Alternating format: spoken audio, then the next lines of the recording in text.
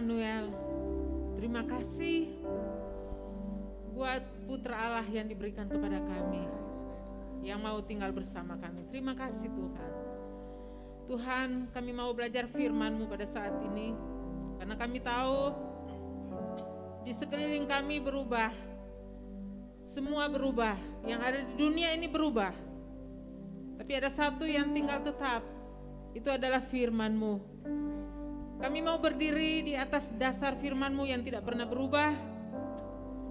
Dan kami mau memegang firman-Mu. Karena firman-Mu kekal selama-lamanya. Terima kasih Bapa, tolong kami untuk memahami firman-Mu. Dan kami bisa melakukan apa yang Kau firmankan. Berbicaralah Tuhan, kami siap mendengar. Di dalam nama Tuhan Yesus kami berdoa. Amin. Jemaat dipersilakan duduk. Puji Tuhan. Kita akan bahas pada saat ini topik yaitu Immanuel. Tapi saya beri judul khotbah pada pagi ini adalah kita tak akan pernah sendirian lagi. Saudara pernah merasa sendiri? Pernah? Semua kita pasti pernah mengalami rasa sendiri, loneliness, kesepian. Dan kesepian itu menghantam setiap orang. Dan menurut survei yang ada bahwa pada saat-saat sekarang dengan IT yang semakin tinggi, maka ada satu kecenderungan yang dialami oleh umat manusia, yaitu kesepian. Kesepian, merasa sendiri. Dan kalau dia merasa kesepian dan sendiri, itu biasanya mempercepat kematian seseorang. Mungkin saudara pernah mengalami di mana ada suami istri bersama-sama puluhan tahun. Kemudian salah satu pasangannya meninggal. Tidak berapa lama kemudian, ada yang cuma dalam jangka waktu jam, ada yang cuma dalam jangka waktu hari, ada yang cuma dalam jangka waktu berapa bulan kemudian pasangannya meninggal. Karena apa? Tidak kuat dengan kesendirian, kesepian yang dialami. Saya merasakan waktu anak saya pergi kuliah ke tempat yang jauh, di pulau yang berbeda dengan saya. Saya merasakan bagaimana pengalaman waktu baru berapa hari rasa sendiri, sepi. Dan waktu saya datang ke tanah perantauan ke Jakarta ini, saya mengalami apa yang rasanya terpisah dari semua saudara-saudara yang lain. Saya berapa kali menangis karena merindukan saudara-saudara saya, merindukan teman-teman saya, komunitas saya yang ada di tempat saya. Merasa sendiri. Tapi ada satu nama yang luar biasa yang mengungkapkan kepada kita bahwa kita tidak akan pernah sendirian lagi. Waktu saya di rumah sakit bulan Februari yang lalu, selama beberapa hari saya ada di ruangan HCU dengan mesin-mesin, bunyi suara detak jantung yang ada di mesin. Saya merasa sendirian, tetapi saya kembali ingat jaminannya dia dengan namanya. Yang dia menjamin bahwa kita tidak pernah sendirian lagi, aku tidak pernah sendirian lagi. Saya ada di rumah sakit sendirian, tetapi saya tahu persis ada satu oknum di situ yang sudah berjanji. Dan kalau dia berjanji bukan seperti manusia, dia pasti akan menepati janjinya. Dan oknum itu adalah Immanuel, Yesus Kristus. Dia sudah berjanji. Sebelum dia meninggalkan dunia ini juga, dia sudah berjanji waktu dia akan naik ke surga. Jadi Bapak Ibu, apa yang Bapak Ibu alami sekarang, ingat, dia sudah berjanji, aku menyertai kamu senantiasa sampai selama-lamanya. Kita tidak akan pernah sendirian lagi, apapun masalahnya. Saya banyak kali mengalami masalah-masalah sulit, terpisah jauh dari keluarga, orang tua, teman-teman. Saya datang dari tempat yang berbeda dengan Jawa, kemudian ke Surabaya, ke Solo, Jogja, Kemudian di Jakarta saya mengalami saat-saat yang sukar sendirian. Tapi waktu saya menyerahkan hidup saya kepada Tuhan, saya mendedikasikan seluruh hidup saya kepada Tuhan. Waktu saya naik kapal barang, saya katakan kepada Tuhan, aku dedikasikan seluruh waktu saya, hidup saya, masa muda saya, energi saya, uang saya, keluarga saya kepada Engkau. Tapi saya bilang, Tuhan, namamu Immanuel, Engkau sudah berjanji. Genapi itu dalam kehidupan saya dimanapun saya berada. Jadi apapun keadaan sulit yang saya alami, saya kembali diingatkan selalu oleh Tuhan. Namanya Immanuel. Kita tidak akan pernah sendirian lagi. Apapun masalah sulit yang saudara alami, ingat baik-baik. Di situ ada Tuhan Yesus yang sudah berjanji tidak akan pernah sendirian lagi. Waktu saya di rumah sakit, saya berdoa, Tuhan tolonglah aku supaya aku bisa merasakan kehadiran-Mu. Karena dalam keadaan lemah, sulit seperti itu, saya bilang, Tuhan tolonglah untuk saat ini aku perlu merasakan kehadiran-Mu. Perlu dengar suara-Mu. Kalau bisa aku bau kehadiran-Mu, aroma kehadiran-Mu bersama aku. Saudara, Tuhan berjanji kita tidak akan pernah sendirian lagi, dan itu Dia nyatakan kepada saya. Banyak kali Dia nyatakan kepada saya. Kita akan ambil dari teks Matius 1 ayat 23. Sesungguhnya anak darah itu akan mengandung dan melahirkan seorang anak laki-laki, dan mereka akan menamakan Dia Immanuel, yang berarti Allah menyertai kita. Saya akan bahas satu teks atau satu kata ini saja. Karena kalau mau dibahas latar belakangnya itu banyak sekali waktunya yang akan dipakai.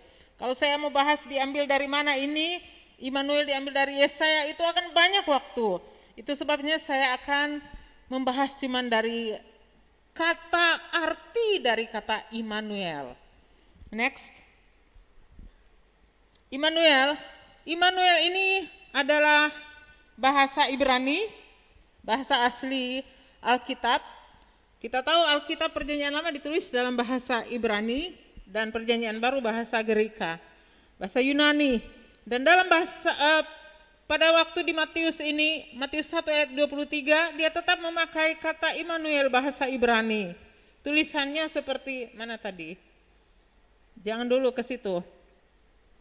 Yang tadi Immanuel yang tadi Saud, ya.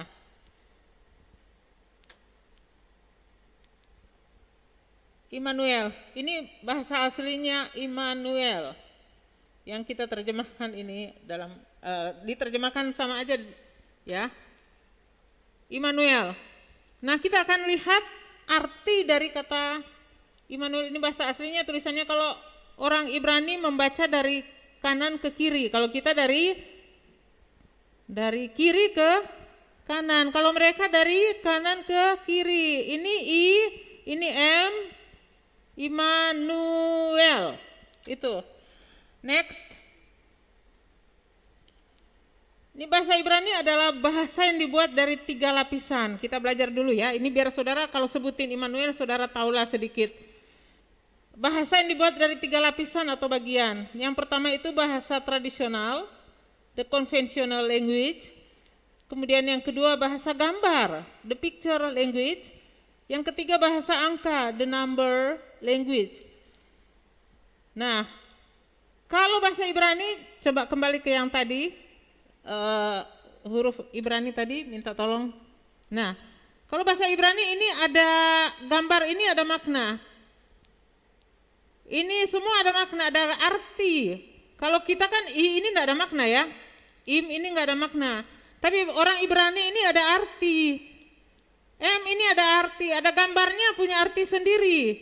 Kemudian dia punya angka. Ini ada angka-angka dan angka itu punya arti tersendiri. Kalau kita beda kan, angka kita 1, 2, 3, 4. Kalau orang Ibrani angkanya sudah sekalian ini. Huruf sekalian angka. Enggak ada 1, 2, 3, ini sudah sekalian angka. Itu bahasa Ibrani. Nah, kita akan next, coba next kembali ke situ.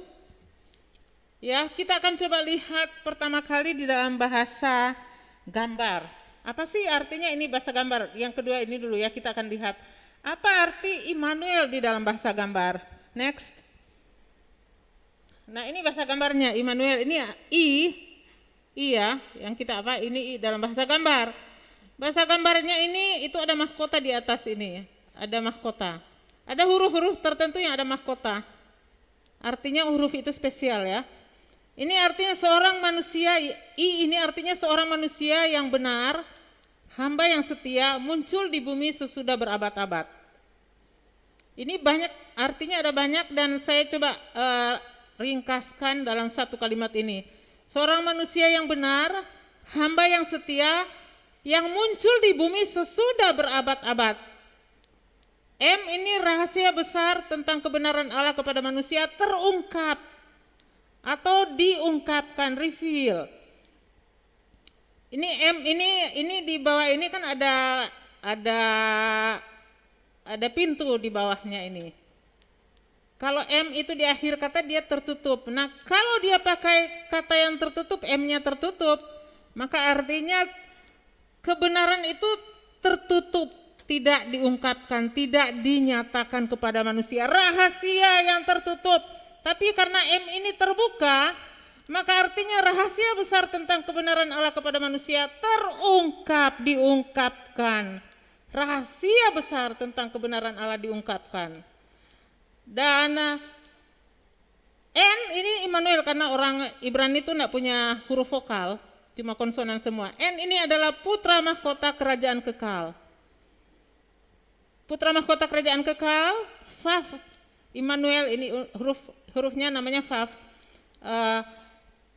Immanuel, dia menjadi penghubung, pengait, pemersatu, penyambung atau pendamai dengan. Huruf ini Vav ya dalam bahasa Ibrani, huruf ini berarti paku. Kalau cuman satu kata itu paku. Paku itu menjadi penghubung antara lembaran yang satu dengan lembaran yang lain. Yohan biasa tahu ya, Yohan yang dekorasi, dia perlu paku untuk menghubungkan lembaran yang satu dengan lembaran yang lain. Nah, ini kalau orang Ibrani lihat ini paku, dia menjadi artinya penghubung, pengait, pemersatu atau penyambung atau pendamai dengan pihak yang satu dengan pihak yang lain. Kemudian ini Immanuel, L ini ya, Alef kalau arti hurufnya bahasa Ibrani, artinya satu-satunya Allah yang menjadi penguasa alam semesta. Satu-satunya Allah yang menjadi penguasa alam semesta. Orang Israel kalau udah lihat huruf ini huruf yang buat mereka huruf yang sakral. Karena menunjuk kepada satu-satunya Allah yang menjadi penguasa alam semesta. Kemudian ini L, Lamet ya, bahasa Ibrani, Immanuel, raja yang duduk di tahta kemuliaan. Kalau mereka lihat huruf ini tongkat, gambaran dari tongkat. Tongkat ini adalah gambaran tentang raja yang duduk di tahta kemuliaan. Nah, saya coba summary-kan atau simpulkan Immanuel ini di dalam kata-kata ini, penghubung, pendamai. Immanuel berbicara tentang penghubung, pendamai, pengait, pemersatu atau penyambung. Next. Jadi saya simpulkan dari bahasa gambar yang saya dapat dari kata Immanuel, maka Yesus itu dia atau anak yang datang mengenakan tubuh daging seperti saya dan darah seperti saya dan saudara. Dia datang untuk menghubungkan, mendamaikan kita dengan Allah. Amin. Ada satu cerita di daerah Sulawesi Utara. Ada satu tangga yang bernama Tandeng ya, Tandeng. Nah, ada satu daerah di Sulawesi Utara, saya enggak tahu Pak Harrison tahu enggak Tandengan? Tahu daerah Tandengan? Nah, di tandangan itu ada satu tempat di mana ada reruntuhan batu-batu. Dan orang katakan bahwa reruntuhan batu-batu itu adalah tangga yang dulunya menghubungkan antara bumi dan surga dan langit, menghubungkan antara manusia dengan dewa-dewa yang tinggal di langit, kata mereka. Dahulu, kata mereka, dewa-dewa suka turun, dewa turun ke bumi, dan kemudian dia suka memberi berkat-berkat. Jadi dia lemparkan berkat, mirip Santa Claus ya, seperti itu. Dia melemparkan berkat-berkat buat pertanian, buat daerah yang ada di situ, memberkati daerah yang ada di daerah Sulawesi Utara ya, Tandengan seperti itu. Tapi ada satu waktu ada seorang tua-tua atau seorang pemimpin di daerah Tandengan. Dia seorang yang tidak taat kepada peraturan, karena peraturannya manusia nggak boleh naik di tangga itu. Yang boleh cuman Tuhan atau dewa yang bisa turun ke tangga. Nah, manusia itu penasaran, seorang tua-tua penasaran, dan kemudian dia naik ke tangga itu. Waktu dia naik ke tangga itu dan dia mengintip ke kehidupan para dewa. Dan waktu ketahuan oleh dewa, dan kemudian tangga itu kemudian dipotong dan dihancurkan. Jadilah dia reruntuhan, makanya daerah itu dinamakan Tandengan yang artinya tangga. Putus hubungan antara atas dengan bawah. Itu sebabnya katanya sejak saat itu maka pertanian menjadi merosot, berkat jarang datang ke daerah itu, harus bekerja dengan susah payah, air mata banyak tertumpah oleh karena penderitaan. Itu kisah yang ada di daerah Tandengan. Tetapi kalau kita melihat bahwa kita sudah tahu bahwa dosa itu telah memisahkan hubungan kita dengan Allah.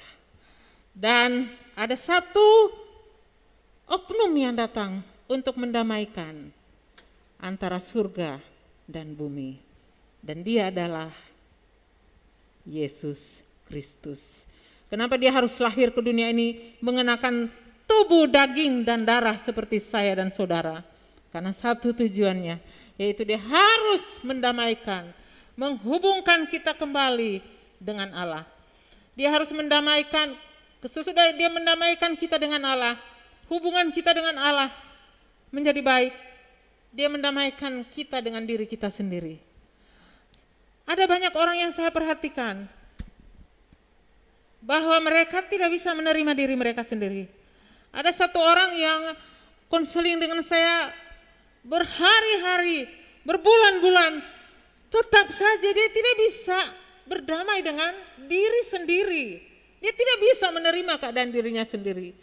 Kalau ada saudara yang mungkin merasa merasa rendah diri dengan keadaan saudara, punya background yang saudara tidak bisa terima, atau punya background yang buruk, saudara mau memaafkan diri saudara sendiri, berdamai dengan diri saudara sendiri. Bahkan ada seorang yang saya tahu, dia bilang, saya menyesal saya lahir dari keturunan ini.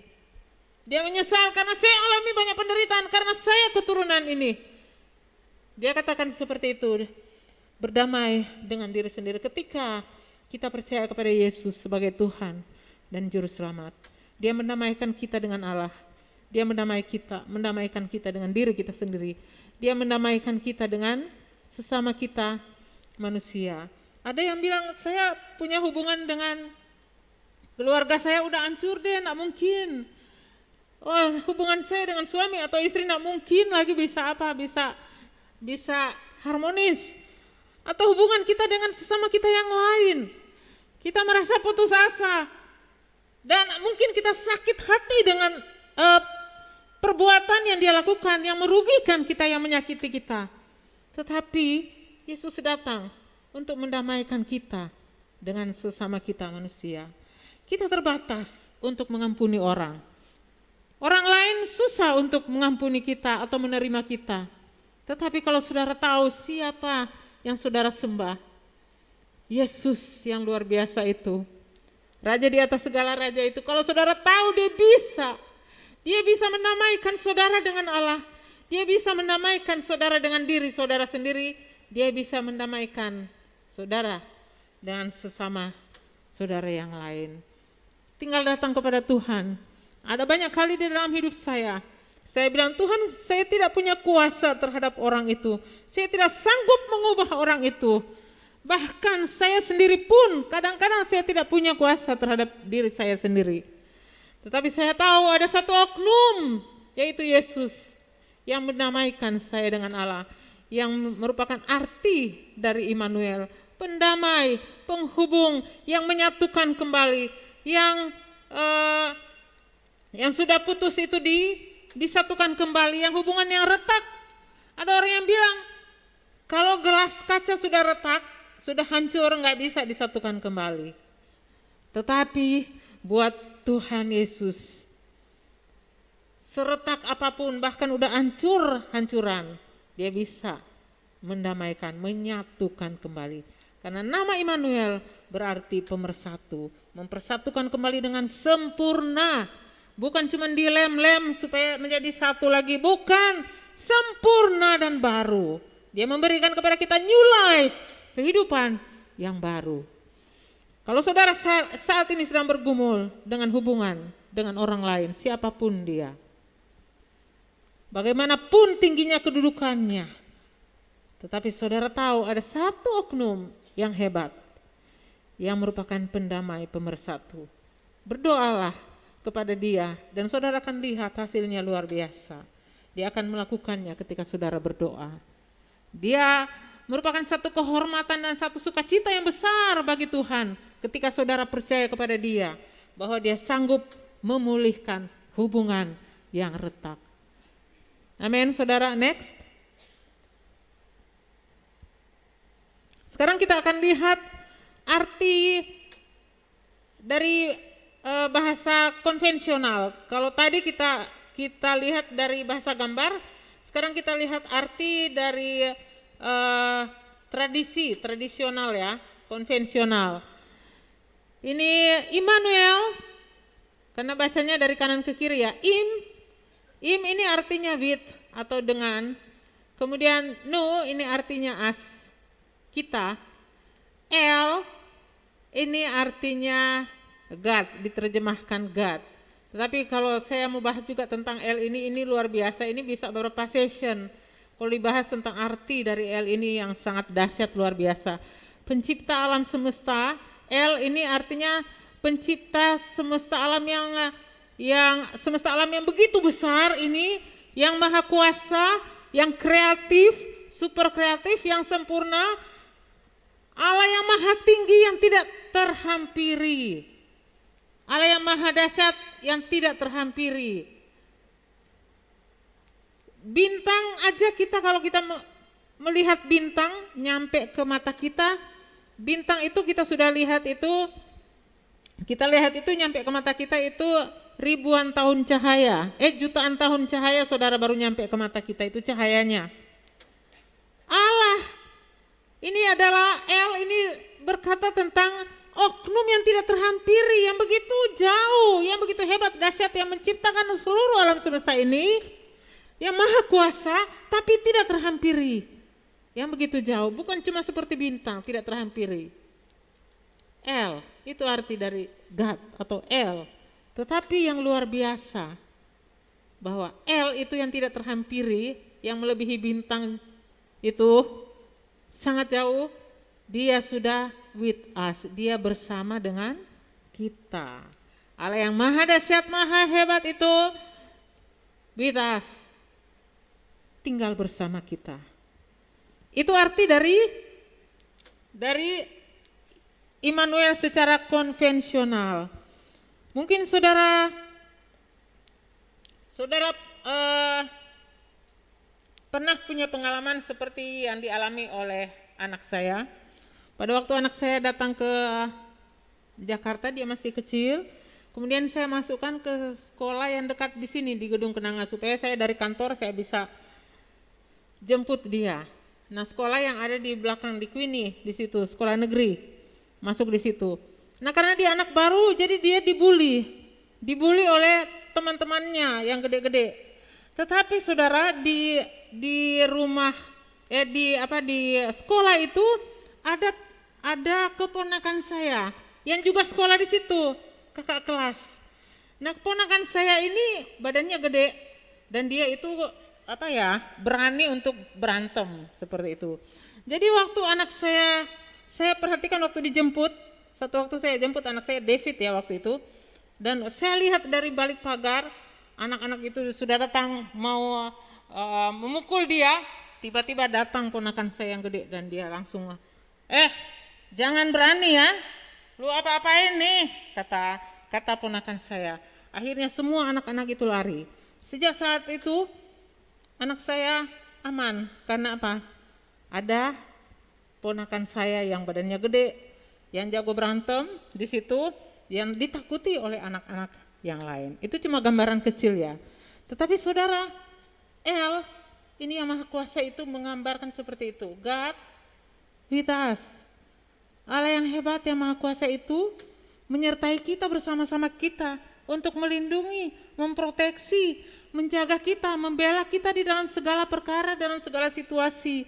Masalahnya kadang-kadang kita tidak menyadari kehadiran dari Allah kita, Yesus yang luar biasa itu. Jadi Bapak Ibu adalah orang-orang yang sangat beruntung. Karena apa? Karena ketika percaya kepada Yesus sebagai Tuhan dan Juru Selamat, maka dia katakan dia Immanuel.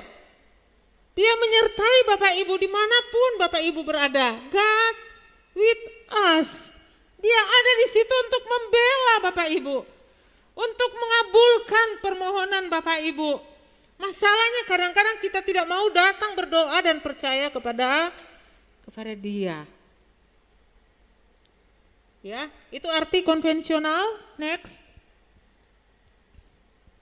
Jadi Yesus tinggal bersama kita selama-lamanya. Arti secara konvensional yang saya tarik dari arti konvensional, with us is the mighty one. Jadi bersama-sama dengan kita itu ada the mighty one, orang yang sangat hebat, sangat dahsyat. Oknum yang hebat yang melindungi kita. Jadi Bapak Ibu jangan takut apapun yang terjadi. Jangan takut, itu ditulis 365 kali di dalam Alkitab. Kenapa enggak usah takut, enggak usah khawatir? Karena with us is the mighty one. Yesus itu ada bersama-sama dengan kita, the mighty one, yang berkuasa atas ekonomi, atas hubungan, atas apalagi masalah yang saudara alami. Dia adalah the mighty one, Yesus Kristus yang sanggup menolong kita, yang tinggal bersama-sama dengan kita. Nah, kemudian waktu ponakan saya itu lulus, maka tinggal anak saya yang ada di sekolah di SD di belakang. Karena ponakan saya udah gak ada, mulai lagi mereka bully anak saya. Jadi saya pindahkan dia ke yang di situ PSKD, pindahkan ke PSKD di situ. PSKD lumayan tidak dibully oleh anak-anak itu, saudara. Jadi, saudara, itu luar biasa karena with us is the mighty one. Yesus tinggal bersama kita selama-lamanya. Saudara adalah orang-orang yang paling aman karena ada Almighty One yang melindungi, memproteksi, menjaga saudara. Next. Kita akan lihat ini dalam bahasa angka. Kan tadi ada tiga cara untuk menafsirkan.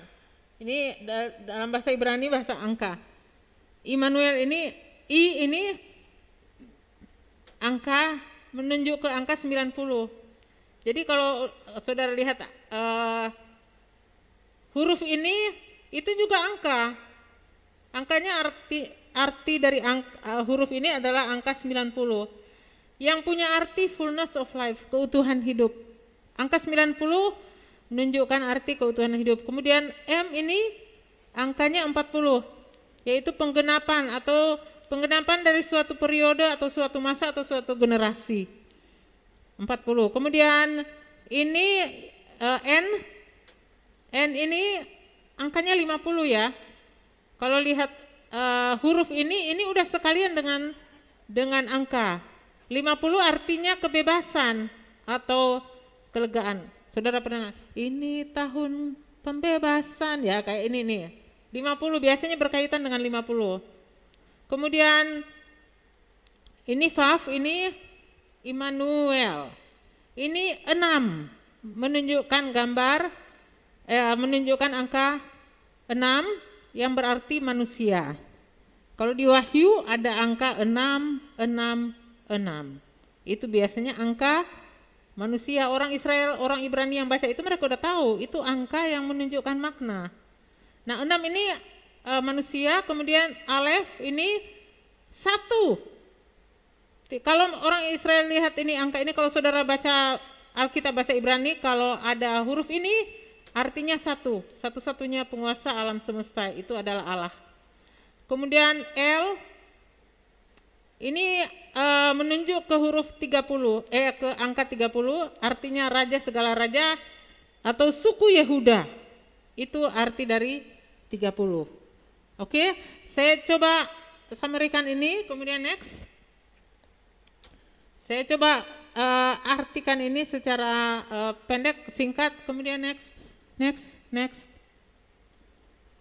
Nah, ini yang ketiga. Yesus memberikan pembebasan dan kehidupan yang utuh. Kehidupan yang penuh atau utuh, fullness of life, digenapi pada masa yang ditentukan, di mana penguasa alam semesta mengaruniakan kebebasan bagi manusia melalui raja di atas segala raja dari keturunan Yehuda. Yesus memberikan pembebasan dan kehidupan yang utuh. Amin, Bapak Ibu. Amin. Saya teringat di dalam 1 Samuel 4 pada waktu orang Israel menangis dan meratap. Kenapa? Karena tabut perjanjian Allah dirampas. Ya. Kemudian anak dari imam besar pada waktu itu dia melahirkan, ya, anak perempuannya, menantunya melahirkan, kemudian anak itu dia namakan Ikabod. Artinya apa? Telah lenyap kemuliaan dari Israel. Karena tabut Allah sudah dirampas dan karena mertuanya dan suaminya. Katanya telah lenyap kemuliaan dari Israel sebab tabut Allah telah dirampas. 1 Samuel 4 ayat 21 sampai 22. Jadi ketika tidak ada kehadiran Allah di situ, maka kemuliaan Israel hilang katanya. Ya. Tabut perjanjian Allah melambangkan kehadiran Allah. Karena tabut itu dirampas, maka orang Israel meratap dan menangis. Imam pada waktu itu, imam besar meratap menangis. Semua mereka meratap dan menangis karena mereka katakan bahwa telah lenyap kemuliaan dari Israel. Karena kehadiran Tuhan tidak ada lagi di Israel. Jadi saudara, kemuliaan kita, berkat-berkat yang kita dapatkan, kepenuhan hidup kita alami ketika Allah itu ada, kehadiran Allah itu ada bersama dengan kita. Dan Allah yang tidak terhampiri itu, pada waktu peristiwa Natal, dia datang mengenakan daging sama seperti kita, dan dia datang dengan darah sama seperti kita, mengenakan tubuh sama seperti kita manusia. Supaya apa? Supaya ada kemuliaan di dalam keluarga saudara. Supaya ada berkat di dalam keluarga saudara. Supaya ada kemuliaan di tempat pekerjaan saudara. Dimanapun saudara berada, berkat Allah ada di situ. Oleh karena apa? Oleh karena Dia, yaitu Yesus. Dia memberikan kehidupan yang penuh, yang utuh kepada kita. Dan itu digenapi pada waktu Natal, di mana penguasa alam semesta mengaruniakan kebebasan bagi manusia. Jadi bagi saya tidak ada satu ikatan apapun yang bisa terus-menerus mengikat manusia ketika Raja itu turun tangan, yaitu Yesus Kristus. Banyak hal di dalam keluarga kita yang kita perlu doakan. Ada orang-orang yang terikat, saudara mungkin kenal, teman-teman atau orang lain yang terikat dengan dosa, terikat dengan narkoba, atau terikat dengan hal-hal lain yang saudara tahu itu merusak hidup mereka. Datanglah kepada Tuhan, mintalah kepada Dia untuk membebaskan. Karena hanya Yesus yang bisa membebaskan orang-orang itu. Banyak orang yang sampai sekarang ini terikat. Keluarga-keluarga kita sampai sekarang terikat. Hidup di dalam penderitaan oleh karena dosa mereka. Karena apa? Karena tidak ada yang mendoakan mereka. Supaya Tuhan memberikan pembebasan kepada mereka. Mari kita datang mendoakan mereka. Supaya mereka bisa dibebaskan dan mereka bisa menikmati kehidupan yang utuh. Karena Raja di atas segala raja sudah datang dari keturunan Yehuda, yaitu Yesus Kristus. Sudah datang untuk memberikan kemuliaan bagi umat manusia. Kita tidak berkata lagi Ikabod, oh kemuliaan Allah enggak ada. Kita tidak katakan lagi seperti itu, tapi kita katakan apa? Immanuel. Kalau kita katakan Immanuel, artinya apa? Kemuliaan Allah ada di situ, bukan Ikabod. Jangan berbicara tentang Ikabod, negatif, hal-hal yang negatif seolah-olah Allah tidak bisa menolong saudara. Jangan putus asa dengan apapun, jangan keluarkan kata-kata putus asa. Seolah-olah Allah tidak bisa menolong saudara. Apapun masalah saudara, apakah itu sakit penyakit, ataukah itu masalah perekonomian, masalah hubungan, masalah pekerjaan. Datang kepada Tuhan dan perkatakan itu dimanapun saudara berada bahwa Immanuel, kemuliaan kita, yaitu Tuhan, yaitu Allah yang Maha Kuasa, yaitu Yesus yang tinggal bersama-sama dengan kita. Bukan Ikabod, tetapi Yesus ada tinggal bersama-sama dengan kita. Maka Dia akan memberikan kita pembebasan dan kehidupan yang utuh, fullness of life. Oleh karena Immanuel, saudara dan saya orang-orang yang beruntung oleh karena apa? Immanuel, Dia akan dinamakan Immanuel. Satu karunia yang hebat, yang luar biasa bagi saya dan saudara. Amin. Saya akan undang para pemain musik untuk datang dan WL, kita nyanyikan lagu tadi, Immanuel, Allah beserta kita. Kalau ada masalah, ngomong yang keras ya, Immanuel. Ada persoalan, ngomong yang keras, Immanuel. Allah yang Maha Kuasa ada di situ memberikan saudara pembebasan dan kemuliaan.